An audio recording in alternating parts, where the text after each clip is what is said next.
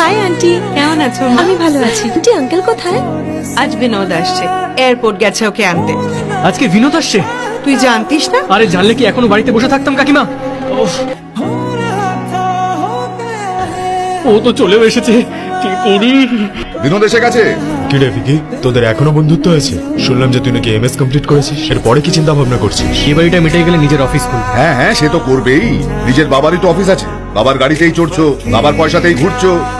যেদিন নিজে কিছু করবে না সেদিনই কথা বলতে এসো। কি হয়েছে? মন খারাপ? ছোটবেলা থেকেই শুনছি এসব, কি এসে যায়। তা বলে তোমার লাইফে কোনো লক্ষ্য থাকবে না? এ বলেছে তোমার আমার কোনো লক্ষ্য নেই? সেটা কি বলো? আমার বাবার কোম্পানিকে এগিয়ে নিয়ে যাবো। তুমি কি জানো তোমার বাবার নাম ছাড়া তোমার কোনো অস্তিত্ব নেই? নিকি আমার বাবা তার হাত ধরে আমাকে হাঁটতে শিখিয়েছে। ওনার পরিচয় আমার পরিচয় হলে ক্ষতি কি? নিকি আমার বাবাকে ছাড়া আমি কিচ্ছু ভাবতে পারি না, এটা একদম সত্যি। বাবা হলো আমার শক্তি, আর একদিন আমি বাবার শক্তি হব, এটাই আমার মনের শান্তি।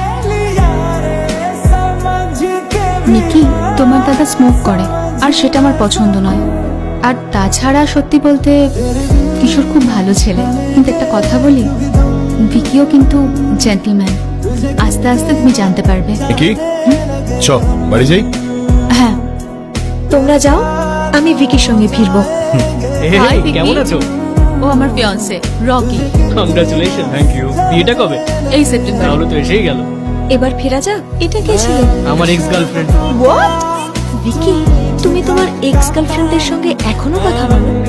হ্যাঁ, আমার আনন্দ দেখে যদি কারো দুঃখ হয় তাতে আমার কি দোষ বলো? এবার তো আমারই হিংসে হচ্ছে।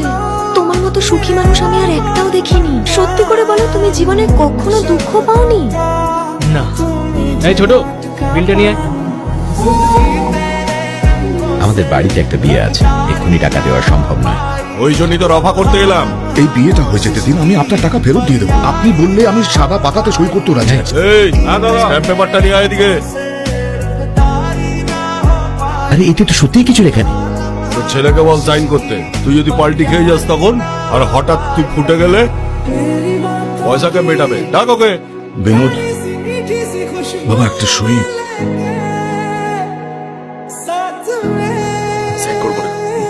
সইটা করে দে না বাবা, আমি বাকিটা দেখে নেবো। This is too much pressure for me. আমি জানি না যে কাল কি হতে চলেছে। তুমি যে ভুলটা করেছো তার জন্য আমি কেন শাস্তি পাবো? আমি সাইন করবো না। I am sorry. তোর ছেলেই তোকে ভরসা করে না, আমি কি করে করবো বলতো?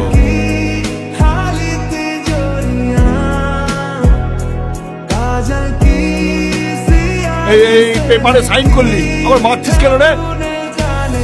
কি যেন বলবো বলেছিল লোকজনকে, যে তুমি শিবপ্রসাদের বাড়িতে গিয়েছিলে, পুরো টাকাটা সুদ সমেত ফেরত দেওয়ার হুমকি দিয়েছিলে।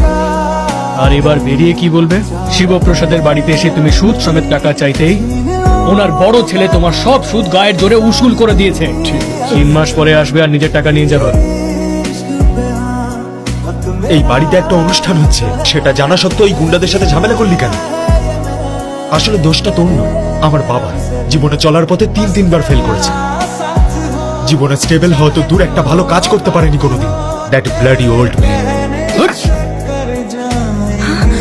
এই তুই আমাকে মারলি?